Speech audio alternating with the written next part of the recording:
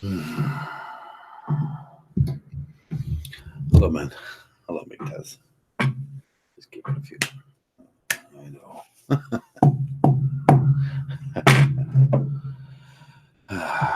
That's the way I feel some days. That's what I felt earlier today. just wanted to beat something. I just want to beat something some of these days.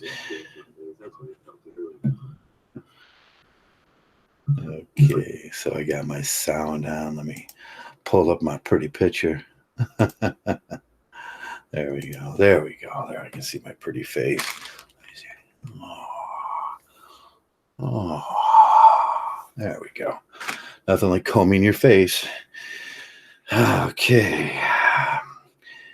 Today we're going to talk about knowledge. We're going to talk about epistemological knowledge. Epistemological. You have to say that a few times. In epistemological knowledge, what is it? It's just knowing things. Epistemology is just knowing things, and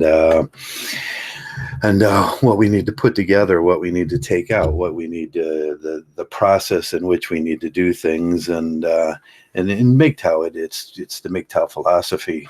We often hear the words Mgtow philosophy, and that goes over a lot of people's heads. Mgtow, what is the Mgtow philosophy? Can you tell me in a 5-minute sentence, 5-minute few sentences, what is the Mgtow philosophy? And it's like every other philosophy, as I spoke of yesterday. It's deconstruction, and then reductionism. We put things on the table, we reduce them to their bare essences. We've done that with life. In Mgtow, we throw away everything. There's a certain skepticism, there's deconstruction, there's nihilism, whatever you want to call it, whatever philosopher you want to follow.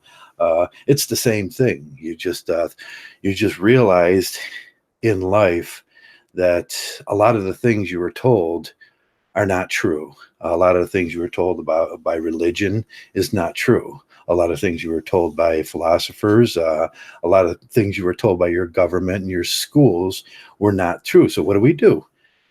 Boom, throw them off the table. We become Mgtow. And then there's a process after that. There's a very logical process. Most philosophers spend their whole lives studying that process of what do you do after that, what comes next, the actions that you have to take.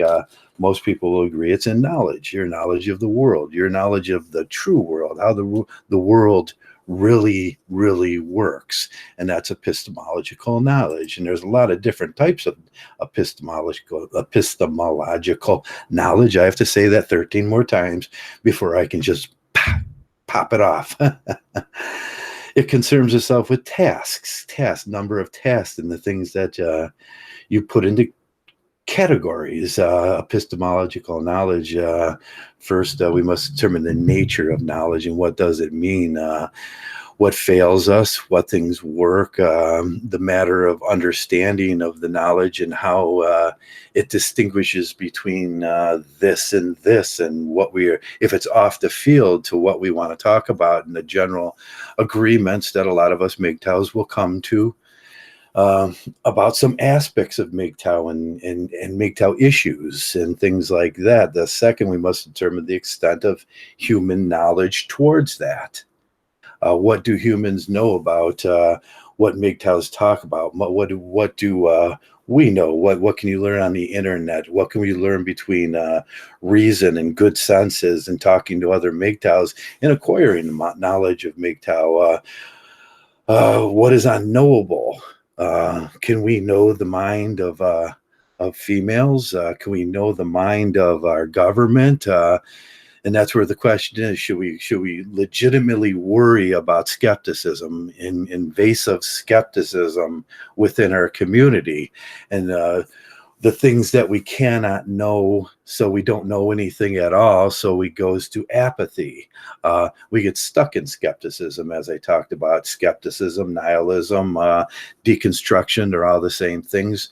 I think all the philosophers were angling at this this way to fix a problem and understand problems as they go in society. At least Dewey would say, it's not nothing. You can know a lot of things, but unless you can apply it day to day about what we know, the epistemology about what we know, so we can apply it every moment of your life, then it's worthless. It's worthless knowledge and everything.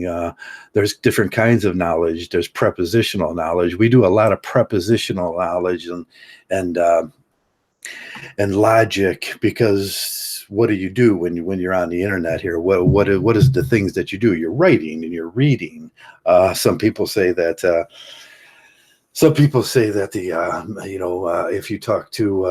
if you would talk to Dewey, he would say most people he talks to are morons. They're sub morons. They just don't know. I think the red pill, if you looked at the red pill in itself, you would say the same. A lot of these, and I got accused of this lately, the blue pillars, the purple pillars, the married guys, sometimes it's like talking to a moron. It's like they don't know the difference, or they're willing at some point to ignore the problem. And that's what my friend Goku's today, not Goku's 300 feet ever, 300 feet under, would ask, he asked a question today from me about skepticism. He says, where to start? He says, where do we start? And it says, his question was, it's time to talk about the root causes, Trav. Sheet, S-H-T, just doesn't happen. There's a cause that epistemologically comes from the Greek. He was asking a question. He wants to know the cause. What causes these things to make Mgtows? And I'll always say, yes, there is. Most of our stuff is by cause. It's either by cause from, hello, Dudes. Hello, man. Wait for I'm the only one there. Yeah, there's only 4 people watching today, but that'll improve as time. If, and that's another. If YouTube gives me a little room and puts me out there, we can talk about. We can talk with more men, but maybe they won't. I don't know. Maybe no one will get it, but. Epistemology comes from the Greek word episteme. Episteme. Knowing, meaning knowing. What can we know? What is it that we don't know? And then what we don't know, we look at as skepticism, and skepticism is the study of the things we don't know. Prepositional knowledge, like we do here when we talk and we write back and forth to each other, and we do that. We expect our prepositional logic to be okay and everything, but there's other things. There's a priori knowledge. A priori. Now, what is a priori? Is what you can experience. A priori to any experience, the requirement of reason and a logical truth and the laws that of non-contradiction. It would be a priori. It would be something that I can see, I can touch, I know is true. Like this lighter, it produces a flame. There's nothing untrue about that. There's a posteriori knowledge. Knowledge is possible only through subsequence, and it's posteriori from the sense of experience. A posteriori from the I've experienced things in life, and I kind of know that it's going to work out that way. I go to work every day. I get there. If I start off to work and I kind of know the mileage, and I just start off at this time, I drive, and I'm going to get there 15 minutes early every day. I just kind of know that's going to happen. It's the things that shape physical objects or geographical locations, a posteriori, the knowledge of color, shapes, physical objects. I just know that these things are. Epistemology in that case is you got a priori and a posteriori knowledge and stuff like that, but it still doesn't, with all the knowledge that Mgtow has acquired over the time. We still haven't done the book properly written in a philosopher sort of way, skepticism, and then reductionalism, and then reconstructionalism, or however we try to put that process out. What do you do when you run into this? And then the actions you take in your life. What are the actions you take in your life? We see a lot of the guys now talking about the actions they want to see in Mgtow, the things. But I first... actions without direction is useless. So we can write, and some of the things are pretty silly. Like, we'll just write Mgtow all over the bathroom walls at Starbucks. And although some dude might write upon that and say, hey, that action in itself is kind of cool, and it's okay. He read it. He may look it up and everything, but I don't think it's nothing he might not have run into before on the internet. And if, like I say, most people, the skepticism of female benevolence. Female benevolence is an answer. Female benevolence is something people should look at, but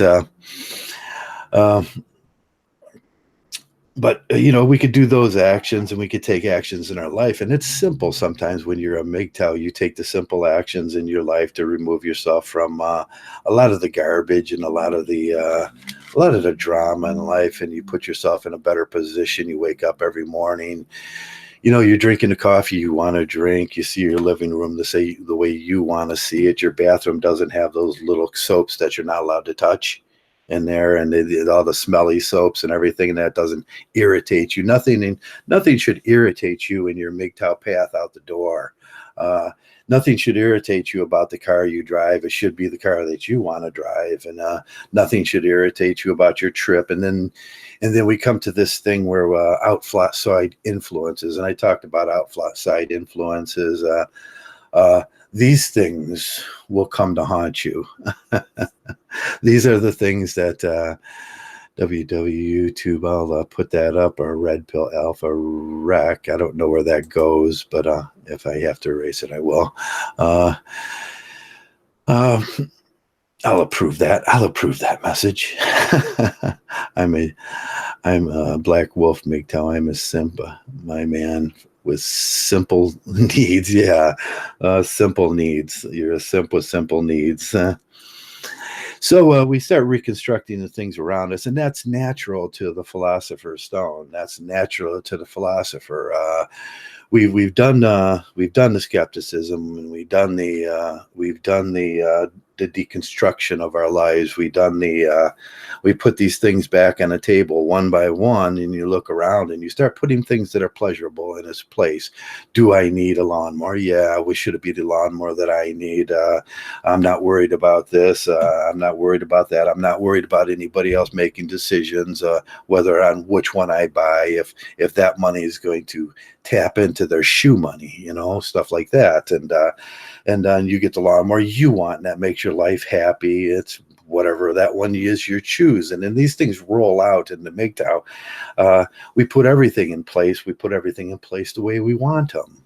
And then we have the problem, the ever growing problem of the male spirit, probably. And what's next? That what's next moment. I'm a Mgtow. I'm doing the thing. What's next? There's going to be boring days sometimes. There's going to be days where, shit happens in life, and chaos and drama.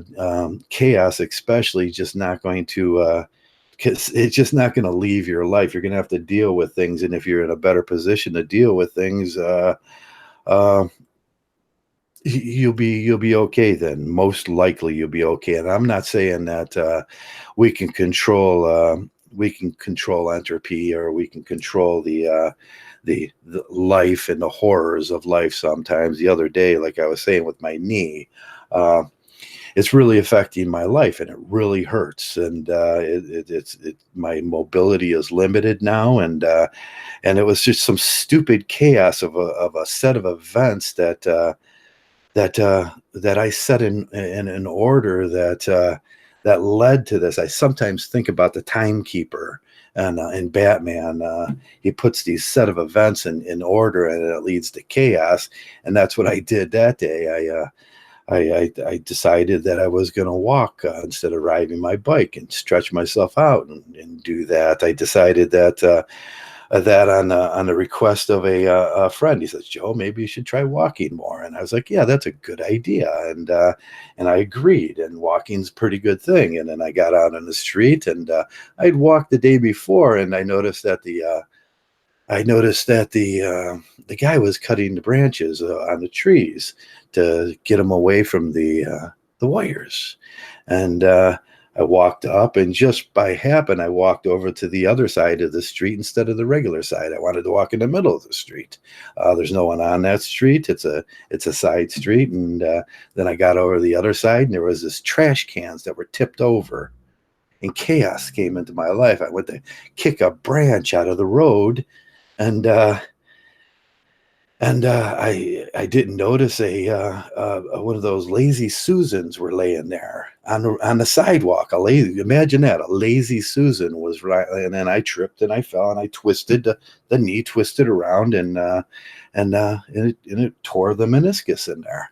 And wow, and then got it going right and everything. And then the other day I decided, well, we're going to go kart racing, and we went and checked to see if I can actually fit in a go kart anymore. And we decided that we were. And then when I was putting my leg in that, I twisted it again. And by the time the morning had come, it was swelled up this big, and I was like, oh shit, I should have let that heal and everything. So it's chaos. Chaos comes in your life. Sometimes you can't see it. It comes, and you just deal with it as a Mgtow. And that's what I do now. You put everything in its place, and you try to deal with it as a Mgtow would, and learn everything you can about these things. Knowledge is key to healing yourself. So that's chaos, and I'll regress to that. There's nothing we can do about those things. If a rock falls out of the sky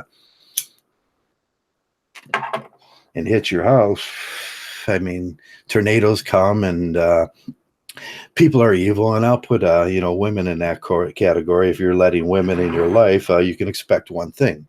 You can expect some amount of chaos in your life. So we're trying to get to the root causes of Mgtow, and I got to tell you guys, I don't know the root causes. I know that men are unhappy, but that's not a cause. That's a reaction to. There's a reaction to feminism, and I don't even know if that's a root cause. There's a reaction to a lot of things. I see a lot of young men disgruntled about the types of jobs that are out there. I see a lot of people angry at other parties, both blaming each other for the shape of the United States. And I can only see where I'm at. And everybody's got the root causes of these things is somebody else. I said the other day with whatchamacallit, in Walden's Pond, he does this going galt thing, and then at the end of the book, somewhere at the end of the book, and you got to read between the lines is what he's saying, because it's very difficult to understand. He's being whimsical.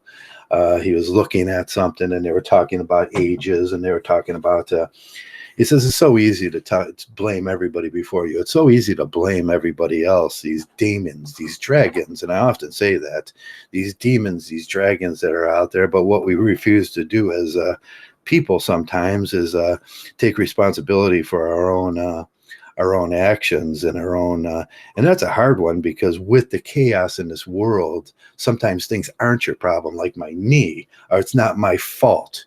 My knee is not my fault, but it is my problem.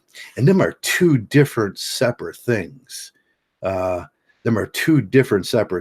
I've noticed that with scientists and doctors, they don't care about what happened. Most of the time, people are trying to tell a doctor what happened with something.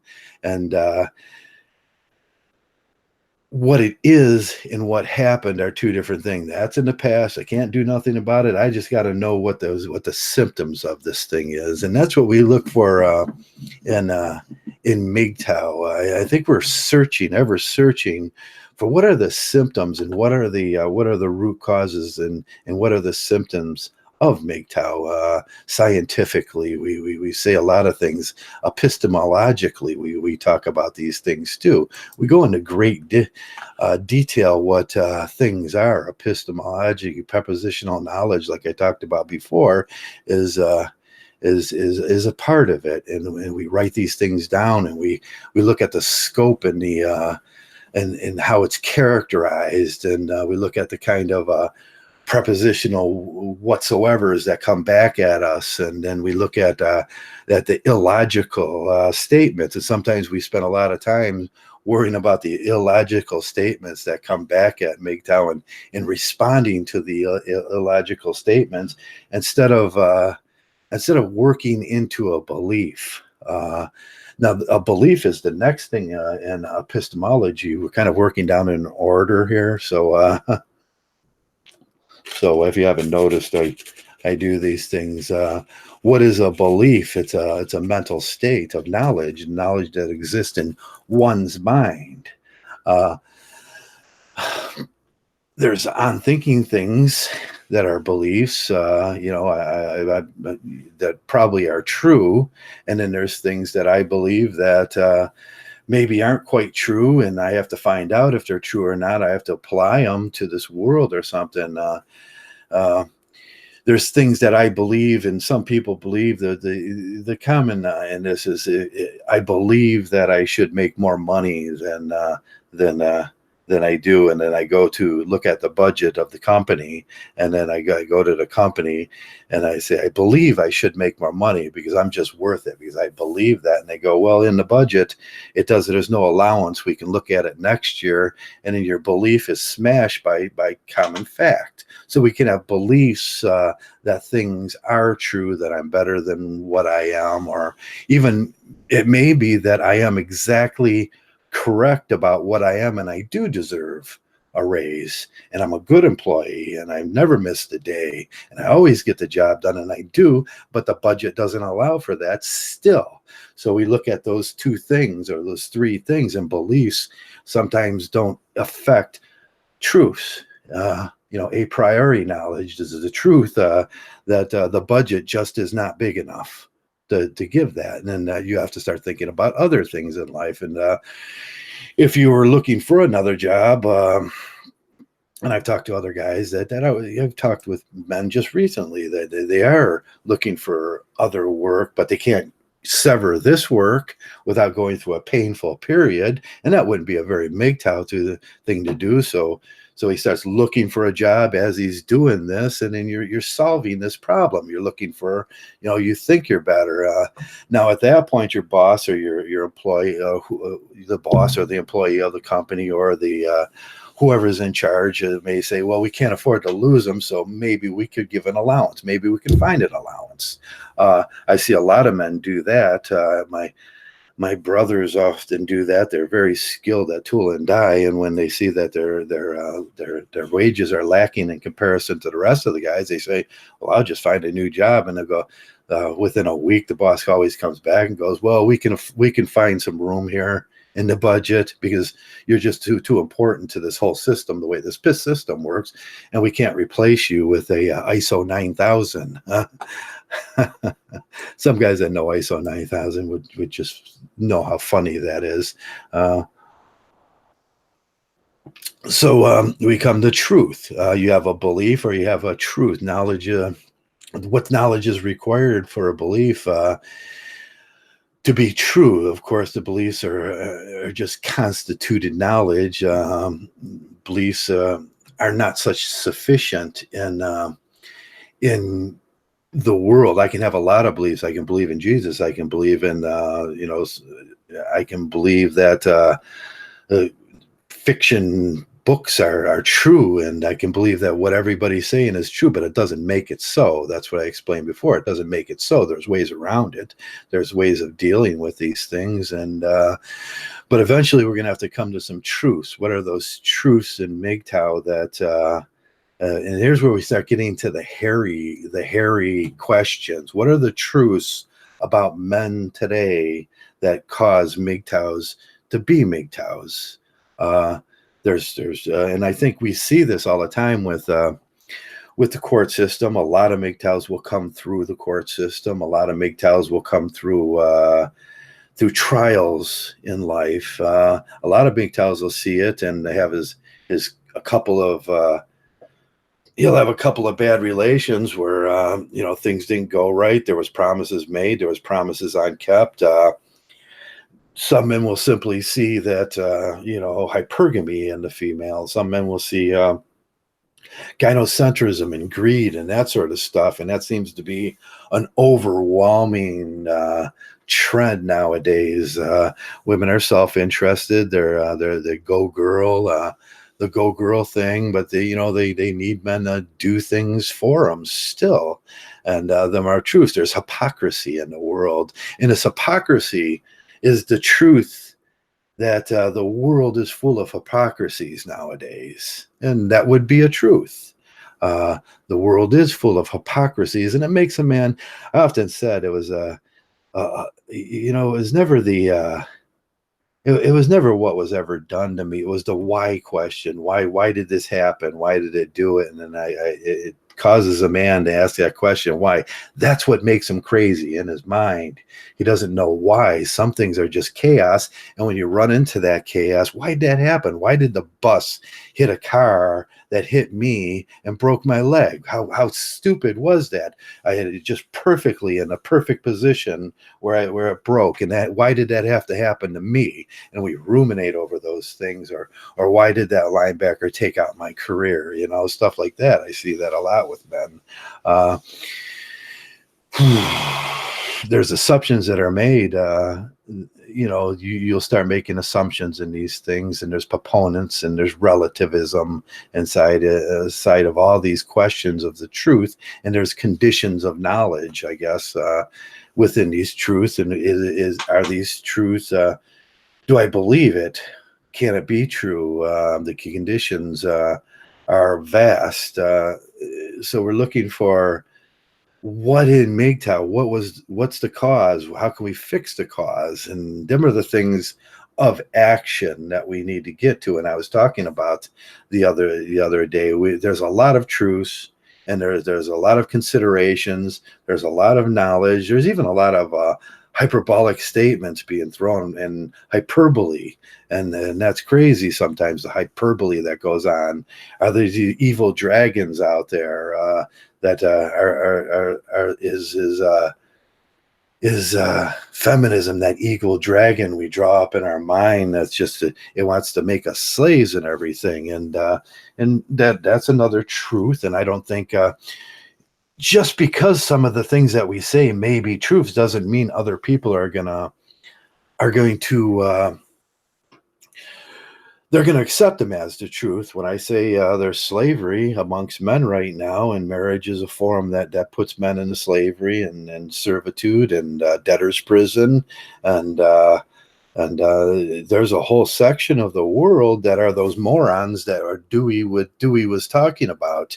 The 80% of morons out there, these I forget what the exact word, it was a real Western word when he was talking about that. There's this percentage of morons out there, and we know them as the clowns, and we determine these things. There's a lot of chemists call them the clowns, and then the PUAs and the Don Juans and and all those things, and they're living in one of the things that I see a lot of is I mentioned it earlier. I said men want to live in a world that is better than the world that we're given. And I'll say that again. One of the things that I can identify as a truth with these things is most men want to live in a world that is better than the world that is given to them. And that's a truth. We want to live in Disney, fantasy, Pixar, where titties are better than they really are. You got your ideal. Freud would say we got ideal ones, and then we got the reality of the ones in the world that may have some hairs on them, and they're not perfectly the color that you've seen in your mind, and women often fail us in those things. There's a lot of lessons in that too. Women fail us in the things we idealize in our mind, and these idealized things, they're not a priori truth, and they're not a posteriori truth. They're just based on some idealized way we thought society should be. The picket fence, we talk about that in the picket fence. She's going to stand there with the pie, and she's got the apron on, and her hair is perfect, and the kids are like, "Dad, you're home. You're so great." And then they just hug you. And then she's like, "Some pie, honey, before we eat some pie before I cook dinner for you." And the house is perfectly clean, like the Cleaver's house. And then my idealized truths from my idealized show in the 50s. And people got used to these idealized truths. And now we're getting a little closer to what is the problem. What is the problem that causes and makes Mgtow? Mgtow's take everything off the board. We do. We take everything off the board, and then we look at it. And we say, "What is a truth?" And then we go, "Oh man, Mrs. Cleaver, she was so not real." Yeah, Mrs. Cleaver. And then my buddy would say something. He would go, "Weren't you a little hard on the beaver last night, Ward?" That's a joke. But I know it's funny. It's still funny to this day. "Aren't you a little hard on the beaver last night, Ward?" But we learned that Mrs. Beavers, she was some idealized concept, and Mrs. Cleaver was an idealized concept in a movie. And what else was an idealized concept and some bullshit that people were trying to serve to you all your life? And then it starts unwinding. Oh my God. And here we're getting to the cause of the problem. The cause may have been what we thought the cause was from the beginning. We were untangling these things, and we went nihilistic, or we went deconstructive, and we removed all those things from the board. And those things that we removed from the board were the problems in your life to begin with. So see how we did circular logic around there? I'm going to stop mumbling on for a minute and say hello to everybody. Hello, Pretentious Hermit. Hello, Frederick D. Hello, Black Wolf. Hello, everybody. Hello, whoever showed up today. Hello, Mike. We got more people. We only had 4 there for a while. I was getting worried that I just shut this thing down if no one's listening, but I usually leave them up anyways. And thanks everybody for showing up and still showing up to this date. Hello, Johnny Midnight, my friend Johnny Midnight. So we came to the point now where we work through some epistemological knowledge, and we did a little circular thinking, and we looked back at the way things were and the causes. What were the causes? What were your unique causes of you coming into Mgtow? I know my cause, and not a lot of people experience my cause. What caused me, and everything's by cause. That's why I say, when asked if you're a Mgtow, just say because, and that the etymology of that works down to by cause. What were the causes that caused you to come in here? Was it feminism? Sometimes I think there was a feminism influence in that, and there was a hedonism influence in that, and there was just plain greed involved in that. And you can't cure greed, and you can't cure stupid, and you can't cure a lot of things. You can't make another person see the things the way you see them. There's deep-seated desire in the world on both ends, male and female. Females have deep-seated desire, and hypergamy kicks in, and they have these desires to be with Captain America. He's business king and everything, and she sees that around, and in comparison, most of us just look like regular guys, and the hypergamy ladder is enacted. Oh, I'm sure this bad boy, he'll be better than Joe. which is bad boy doesn't relate to it doesn't relate to provider, or it doesn't even really relate to protector, but in their minds they do. And then they have this idealized romantic version of an idealized romantic version, just the same as we have an idealized romantic version. And so we look at romanticism, this idealized romantic version of, and that's not really romanticism, because romanticism broke down logistically is from the Roman, but the idea is the same. We're idealizing something that we thought was this perfect society, and it wasn't this perfect society. But that's the cause of most breakups. That's the cause of most most women wanting to ride the carousel. And you all know which carousel that is. It's the the carousel, but there's idealized versions of, she's looking for that idealized version of a man. And we do that when we look for Mrs. Cleaver, with the pie and the apron and the 3.6 kids or whatever you want, with the and everything's perfect. It's an idealized version of the world we fell for romanticism, and that's what's giving to us in Mgtow. So some of the root causes.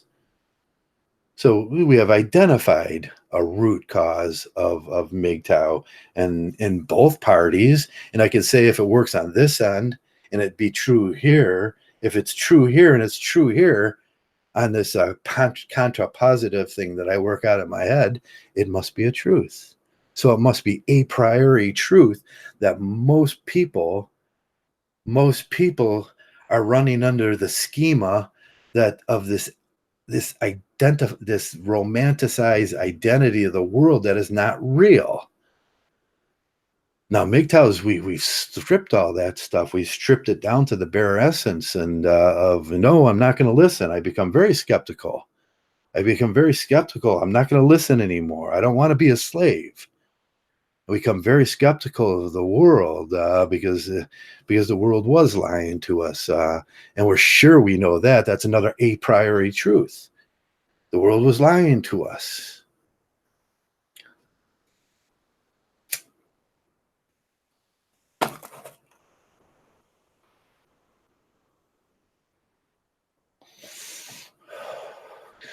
So detangling these things that brought us in, the causes of them, and some of the causes may be unique to you, like some of the things are unique to me, but they all go back basically to the same thing. And how do we fix this thing? Well, we started off a long time ago thinking that cultural Marxism was the problem.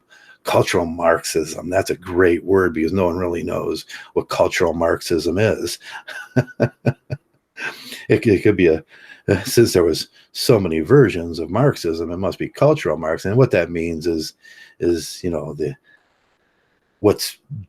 what's the worldview, the press's worldview? What are they driving? What do they want you to know? And then we look at those things: the go girl movement, the lean in movement. Those must be the things. Those must be the things that are bothering us. I look at each one of those things epistemologically, and I'll get it one of these times. And I dissect the truths, and they always fall short. It always falls short, and we've been doing this thing for a long time. Those things fall short too, and then it always comes back to my idealized version of the world was wrong, and it was my fault. I mean, I take responsibility for that. I was a dope. I was that dope that Dewey was talking about. I was the moron that Dewey was talking about. In that, I see I didn't know everything, and learning became very important. And most of the time in Mgtow, I see most men, man, they get on fire when they start learning something, and they're like, man, did you read about this? Did you read about this? Are you putting new things in your life? Are you learning a new trade, a new skill, a new you're learning how to solve word problems or anything like that. Are you learning logistical skills and linguistical skills and politics and what do we know about masculinity, regaining masculinity? Is that one of the things we've been chasing, this masculinity problem for so long? That seemed to be back in '86 when a lot of these men rights movements came around. They're asking the masculinity question, and we see that awful Mgtow, what do you call that? The Mgtow, I don't know what they call it. And they put masculinity as the biggest problem nowadays. Now masculinity, and I look back, and it falls short too, because I can look back at the Victorian age when they created soccer. Do you know why they created soccer? Does anybody know why they created the sport of soccer? Because they thought the boys were getting a little too effeminated, and they want to get a masculine sport. And soccer was hence created to give the boys masculine outlets. And I think that's like gaming today. It gives the boys the masculine outlets.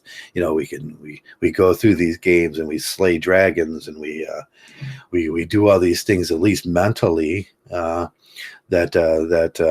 that gives us masculine outlets, but them aren't real masculine outlets. They're just games are games. They're not in relation to the real world. They have rules, and they have winners and losers, and you got to get used to. That's some of the good part, teamwork, and getting used to losing, and doing that with a little dignity. And that's important for a man to know, but it doesn't solve the problems here within life. It doesn't masculinity falls short again. And if masculinity was the issue, don't you think we could have solved it in 40 years? And the last 40 years was masculinity the root cause of what's going on today. So I go over all these things in my head, and so a lot of them fall short, and a lot of them make the MRA stuff falls short, and that was just bullshit. The Rosh V. He wasn't around back then. Otherwise, I'm sure I would have remembered him. And the original Rosh V that he took his name from was the co-host on the Rosie Show back in Washington. It was a POA half pickup, sort of like Tom Likas show, but a different host that's probably dead now, and that guy's probably 60 years old. So I'm sure he's not that guy. He's probably as old as me, the younger one. And then I see I look at the modus operandi. He stole Zed's book and put his name on there, but Zed gave that book freely to the world and then left us, and things like that. And I go, oh, what a bullshitter! And it's just so he can make some money and try to get us the PUA thing was just so he can make some money and try to get his foothold in this world and get him his long-term relationship and them things that Mgtows throw out, which was so destructive to Raleigh Massiminos. I think that's how you pronounce his name. I'm not sure. Raleigh. He single-handedly killed PUA with that, but PUA's had a purpose. It was the rebel. PUA was the rebel of our society, the manosphere. We can't exist. This manosphere can't exist without the rebel, and we need the rebel. But PUA let us down. So because the rebel started looking for his true love and his mate, and started believing that there is these unicorns out there, and if you just looked long enough, she wouldn't act like a woman. That's ridiculous. That's ridiculous, because if there's one thing for sure and two for certain, all women are women. And I go back to Marcus's analogy of why anti-feminism is so horrible, because all women are women, and that's true. Few types of people that would sell their car at a sticker price. sell you a car at the sticker price, yeah, and turned it into a simpleton. Yeah. Hello, zombie, misanthropic zombie. Today we're examining, if you came in late, and if you're around late, we're examining the knowledge, a priori knowledge of my friend 300 feet under left me and I appreciate the questions sometimes because they give me things to think about. He said, isn't it time we started talking about root cause? What is the root cause of Mgtow? And I've went down the way, and I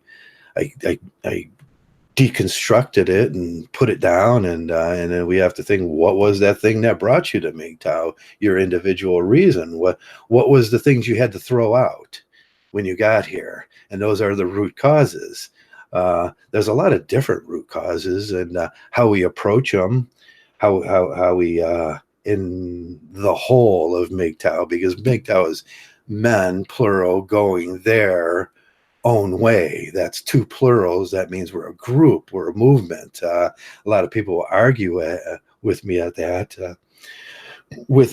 that, but it's just true. We're a group. It says it in the first sentence. Men going their own way. It says a lot of things in that first sentence. It says we're a group of men going a direction of sovereignty. It's a movement of sovereignty, and it is a movement. And I don't want to hear any garbage that is. I gave 7-8 videos to that. The new guys will, no, I'm not. I'm an anti-collectivist. Okay, so you're an anti-collectivist. Go look at anti-collectivists in the past, and you'll find out that even in the hippie movement, the anti-collectivists were part of the movement. So that's something a little out of your control, and I think it's one of those it's not an a posteriori truth, but it's just a truth that you become a part of the movement when you argue with the movement.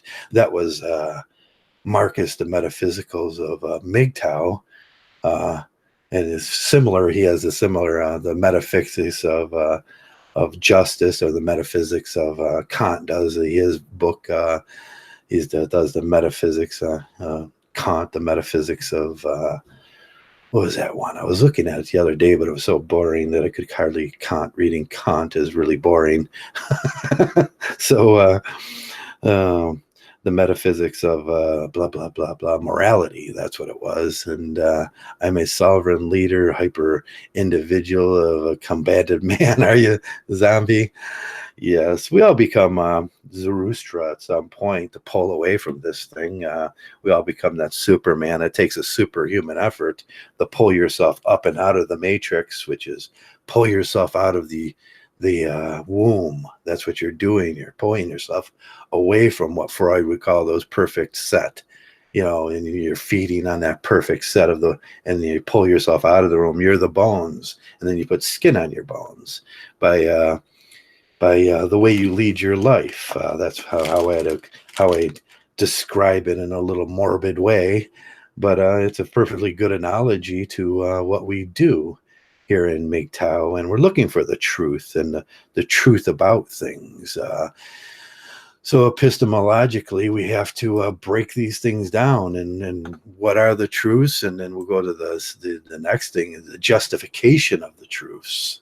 Nature and knowledge, and the requirement of the justifications of the truth. What are we willing to justify with our knowledge? What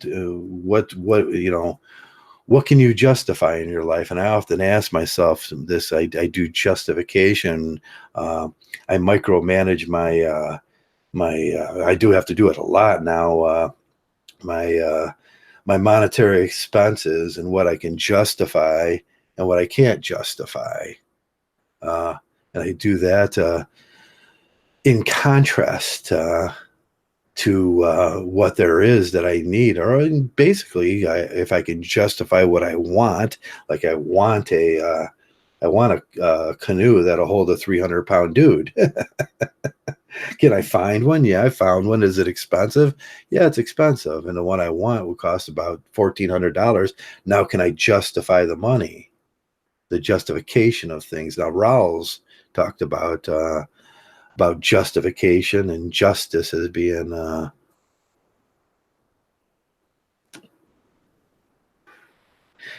lot of different things, and I can't remember right offhand what Rawls said about those things, but it's worthwhile if you would read it. Rawls and Injustice.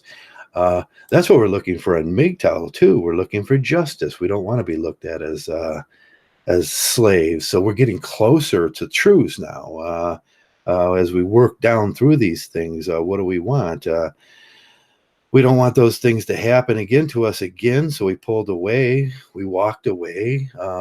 Those things were by cause. They were real and they were tangible, and they do happen. But what would solve this thing is justice. Justice, real justice, not some Disney Pixar justice that says that, oh, just get back in there and lean in for the girls and everything will just be okay. But that's what got you in trouble in the first place. Justification. I'm straining for the how I can explain justification with epistemology right now, and maybe we'll do that one another day, because this is a big problem. And what do Mgtows justify? And I look around and I see the Dolly Diddlers, and that's their sort of justification. They're doing that. They're justifying it on the beliefs that the juice isn't worth the squeeze, and the women are horrible today, and so they justify having a plastic girlfriend and calling her honey and dressing her up at night and doing all that thing. And for them, it's a reasonable justification. It's a reasonable justification. I mean, if the weatherman says there's a 90% chance of rain, and you say, should I take my umbrella with me? I think the rain would justify the use of an umbrella, or at least walking with an umbrella, even though it may be sunny at that moment. So you justify, okay, if there was a 60% chance or a 40% chance, here in Ohio, a 40% chance means it's going to rain, so you better bring your umbrella. So we learn to lose. We learn to use those things, and we learn the truth. And what's the truth about certain things? When they say 40% chance, you better bring your umbrella. And if you use an umbrella, otherwise you're going to have to be running through raindrops. And that's always fun sometimes, especially when you get out of work and you come out and it's hot and you just walk out to your car really slowly and it's raining and you just look up and like, oh God, that feels so good just to be free and out in the rain.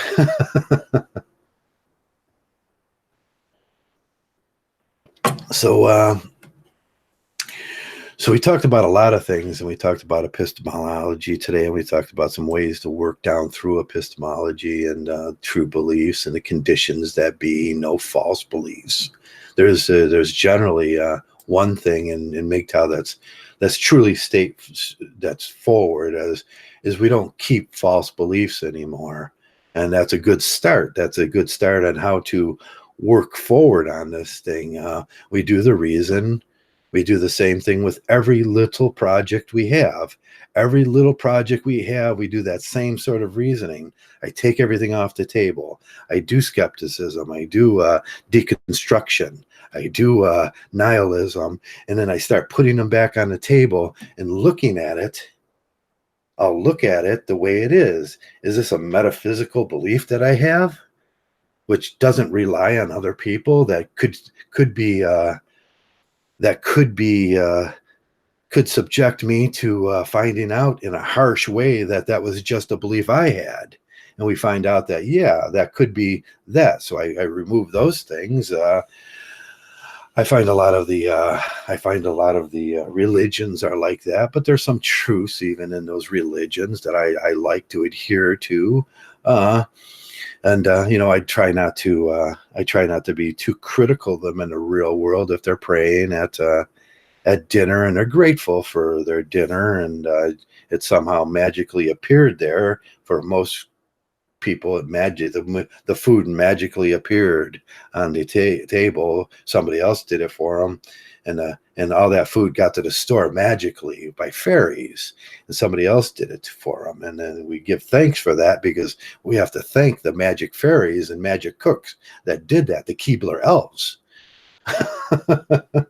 I try to stay out of those arguments, because I know that there was some dude, he was working so hard on the docks today, and he was the guy that threw all those cases of lettuce off the docks by his back. He's holding up the world. He's Atlas.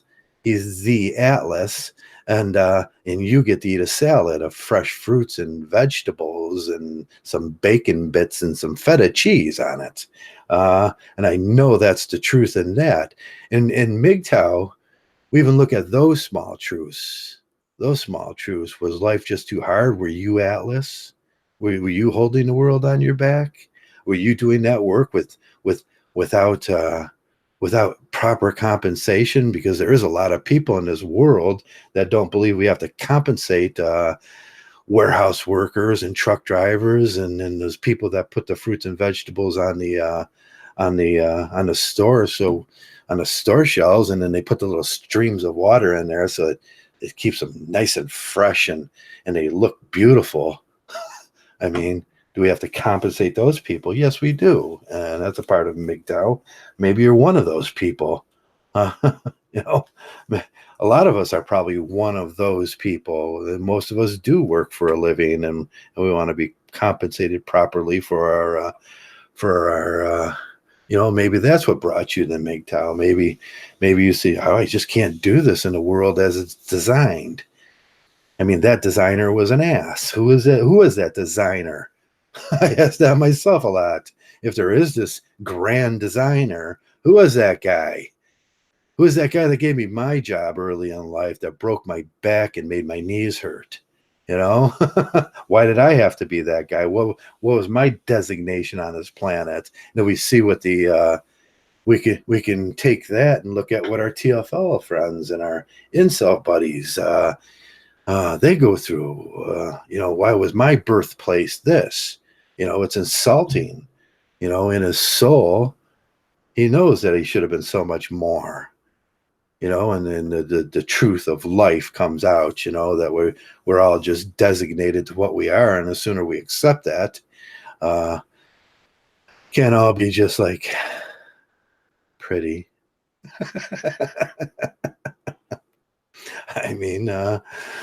I know it's funny, and I know that it's but yeah, there's discontent there, and I wouldn't want to be that. I wouldn't want to be the man with the broke back, or the club foot, or the guy that was rejected for the army because my intelligence wasn't high enough. I wouldn't want to be that guy. I have sympathy and empathy for him, and I always have empathy for my friends, my incel and my TFL friends. Even so, some of them believe that they're TFL and they're not. They're just regular guys trying to find their way through this world, in this horrible world that we have here. That's there's a lot of untruths that's being fed to us.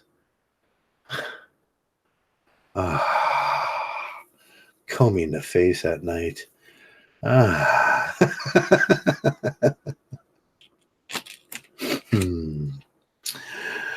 No limits, black simp, that card, huh?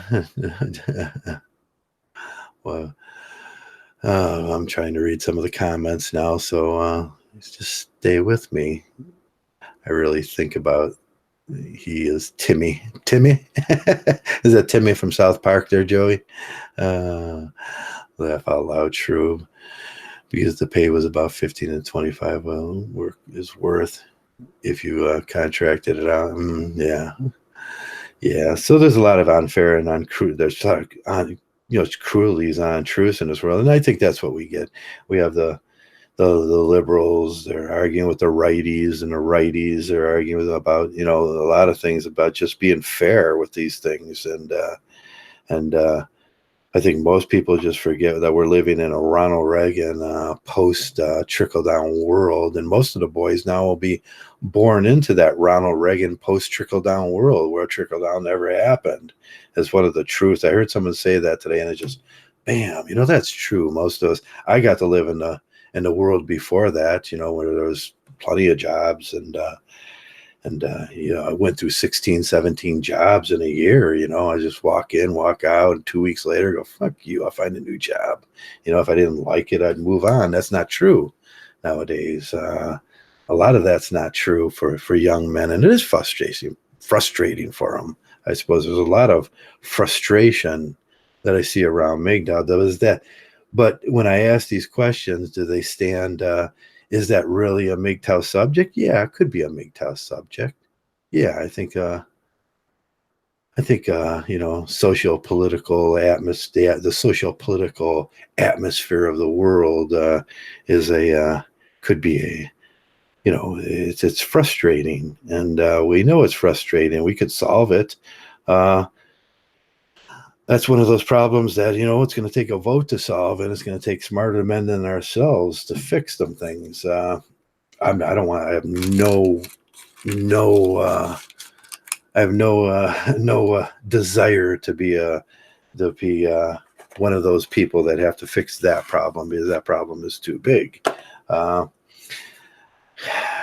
And I really don't do good with money myself. It's one of my problems I can identify. I'm not a money genius.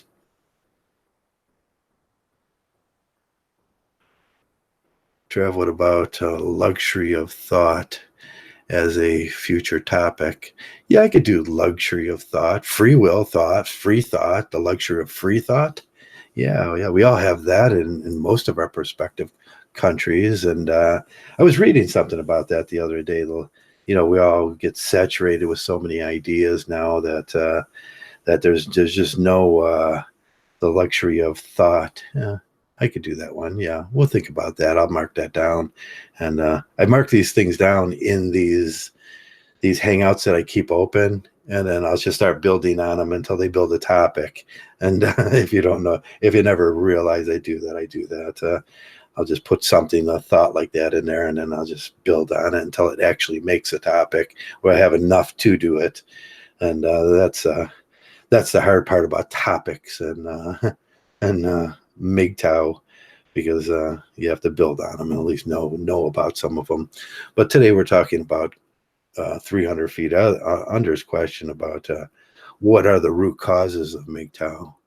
And well, I think we all realize that that's the root causes were the things that drove you in here.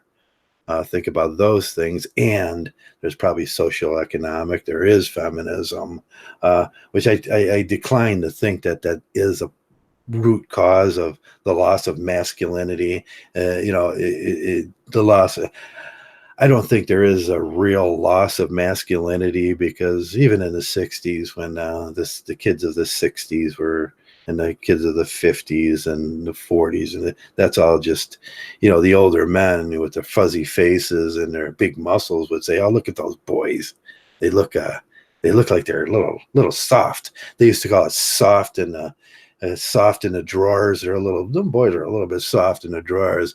But until you grow up as a man and you get a little rough bark on you, your nuts drop and you get your voice, and all boys look like little girls. All boys, and they just look like the same. And until they get their manly second sexual characteristics of fuzz and hair under their arms and a deep voice, they all look a little that way. So I think that's a natural thing in society. I would say that the masculinity from a perspective of an aged man is a little flawed, because what do you expect? A boy to come out with a beard and a bowling ball? It's like, let's go bowling. And a little guy, he's just little, and he's just like, he's going to be masculine. No, that's an unwarranted thought.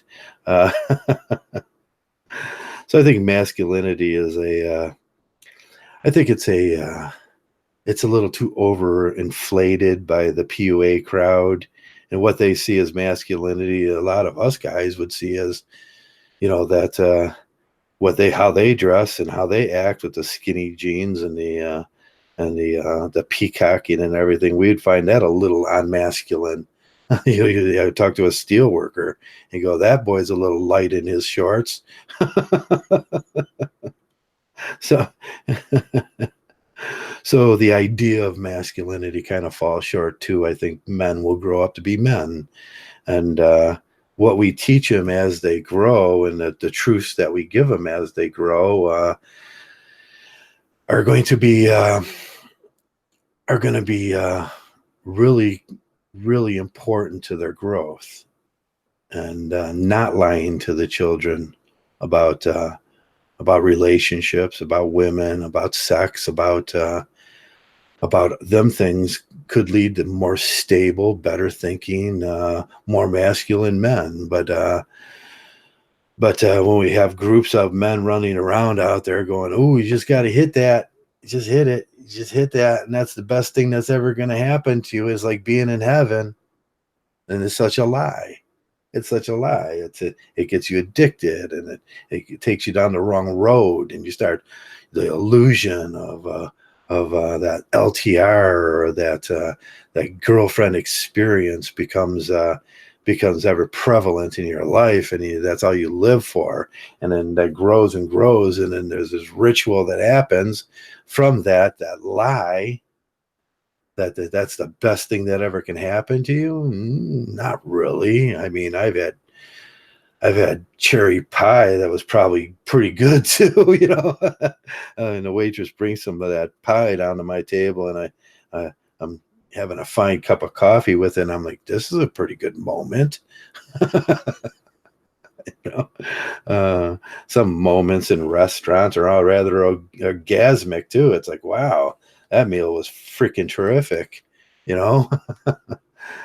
Things happen in life, exciting things happen in life, catching a big fish, taking down your first deer. I don't know what your favorite sport is, bullying your first 300, if you can, throwing a pitch 99 miles an hour and striking out a guy that has muscles, like he's like, he wants to rip that ball out, and you just struck him out, and you're like, yeah, come get some of this. Them are pretty exciting moments. Doing a job well done, that's a pretty exciting moment. We don't talk about those things. Most men are just cradled inside that womb still, attached to that teat. They're like, sex is the best thing. That's the only thing. It's the thing that we live for. That's it. You remember the term pretty boy? Laugh out loud. Yeah, pretty boy. That's a pretty boy. That was a 70s pretty boys, or 80s pretty boys. I think that was a term that they brought back in the 80s to the hair bands, them pretty boys. But every generation has them, whether they call them light and the loafers, or pretty boys, or emasculated males, or effeminate males, or manginas, or whatever word pejorative they take. I think if we I was reading a book the other day. What was it? It was James, I think, and James was talking about the boys, and he was like, them boys are a little life. I can't remember what he called them, and Dewey said the same thing, and so we can see, and every generation, the boys always look effeminated, because they just don't have the secondary sexual characteristics of a man. And that's what, we got to get over that as men, and stop arguing with the politics of masculinity, and start coming down to the real causes of what's causing men's happiness to decline in this world. And I think there's some real causes there. And Mgtow's got to start identifying the real ones, do the epistemology of our problems, and get to the truth, get to the knowledge of that. I think that's really important for this this burgeoning philosophy that we say we have, but nobody seems to know except for me and maybe Marcus and you guys about what is the true philosophy of Mgtow. It's the same as all the other philosophies, the truths that men spoke before us. There's sort of this progression, that thing that happens, and this thing, and that's the way it works in the world. And the world works that way with humans. I think we can agree on it. And if somebody doesn't agree on it, I would hope that they would spend the time to further decipher those thoughts and write it down so the rest of us know. And I guess that's what Dewey did. He said, well, we have to, at the end of all this questioning, we have to take action. We have to put action to test, is what he said. And we have to test these philosophies that we have. And I hope that someday Mgtow can put action to test and test these philosophies that they have, get out there and make them work and see what works and what doesn't work. And we'll get those answers, and then we'll become the truths. What does work and what doesn't work? What did we do? How did this guy get successful? How did this guy fail? What were the causes? Hedonism, running around with the girls, too many prostitutes, foolishness with money, stuff like that. Yeah, we can add in all those things, all those values, and come to the truth of a true Mgtow philosophy that works for everybody, and every Mgtow, and I'd like to see that 99% Mgtow success. Oh man, because there's not a lot of programs out there that boast 99% success. It's usually 40 to 60%, and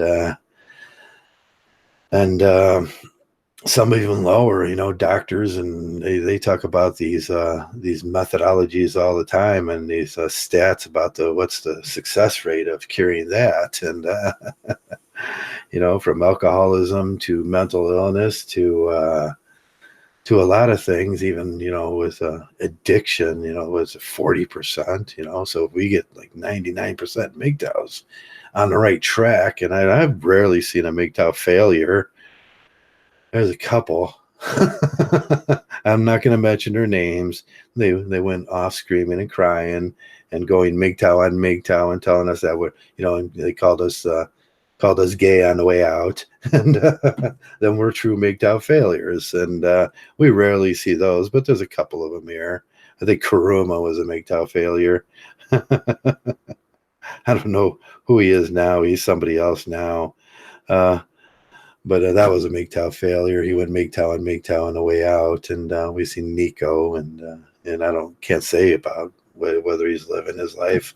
I'm sure at a doctor's salary, there's ways to buy out of mistakes, and that's a good thing to know. On a doctor's salary, young men, there's a way to buy your way out of mistakes. There is. Typical losers exit. Yeah, they go Mgtow on Mgtow, and like, you guys are, and I'm going back to the Matrix, gonna plant myself back up into that womb and grab hold of the teat and start feeding on it again. That's where they want. But that's desire, and I understand desire. That's what drives men to believe that. That's what drives men to believe that those things are real. It's desire. Somewhere out there is that perfect set of Freud's breasts. They're perfectly colored, and they have no hairs on them, and there's no veins, and they're the perfect size. And whatever is in his mind, maybe you'll find them. Maybe you never find them. I don't know. That's the PUA thing. There's a unicorn out there for every one of you, and she has the perfect breasts.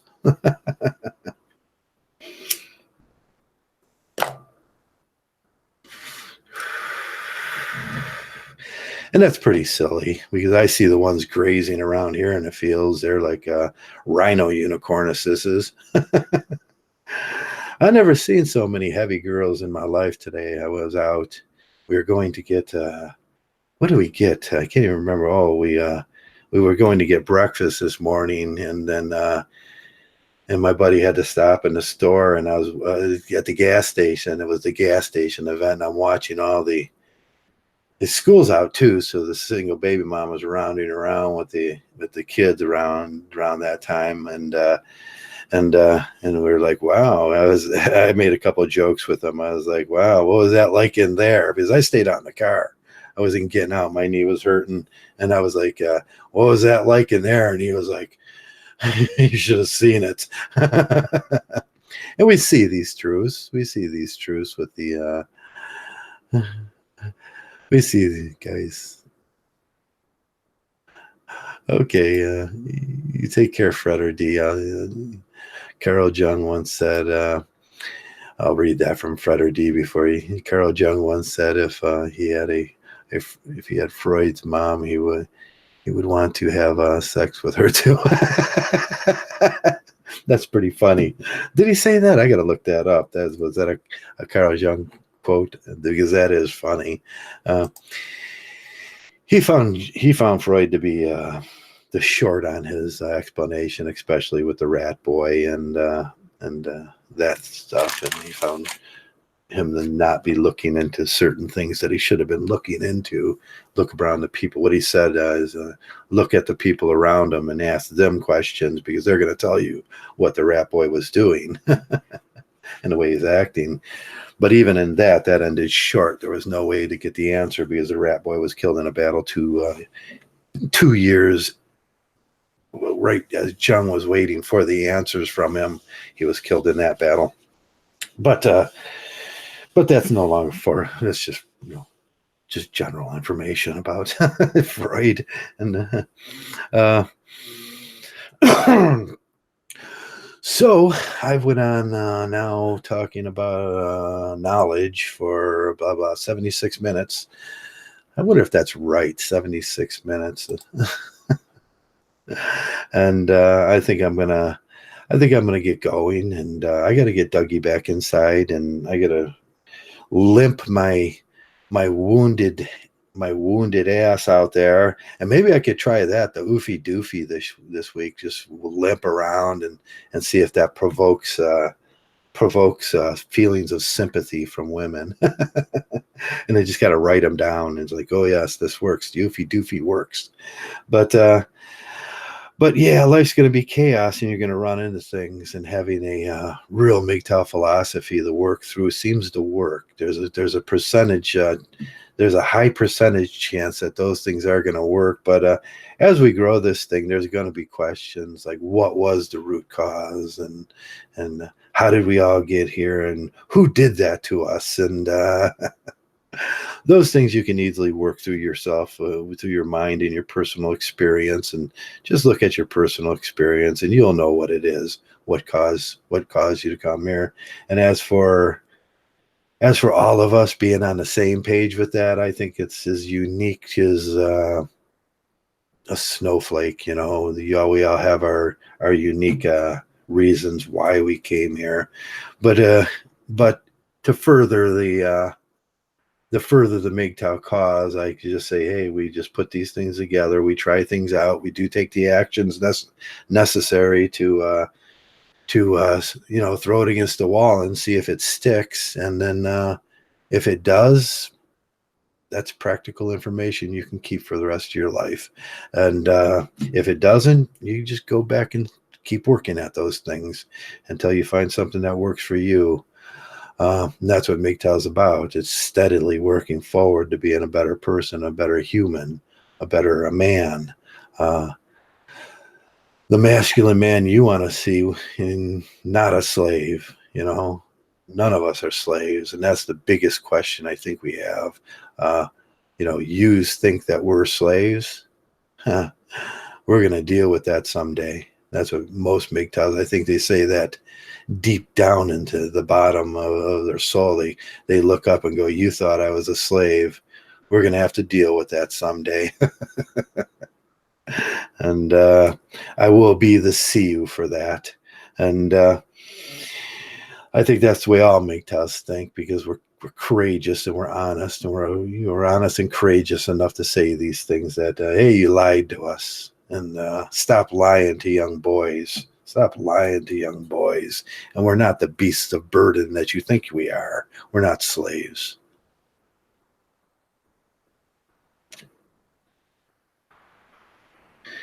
And I think with that answer, we can cure a lot of faults and a lot of things in this world that we live in. All roads lead to Mgtow, and all cures to this world will come from Mgtow-minded men, men that are honest enough to look at the truths in this world. And with that, I'm going to let you go, because I got to limp my ass out there and get my Dougie in. And he's not been eating. He's been rather sad lately, a rather sad Dougie. And that makes me sad when I'm not doing to make him happy. And in him, I find my humanity, and I find my godlike stature. God is truly, the smile on a dog. But that's neither here nor there. And Mgtow is what it is. And thanks a lot for coming around, men. And most of all, you know it. Thanks a lot for being a Mgtow. Mgtows.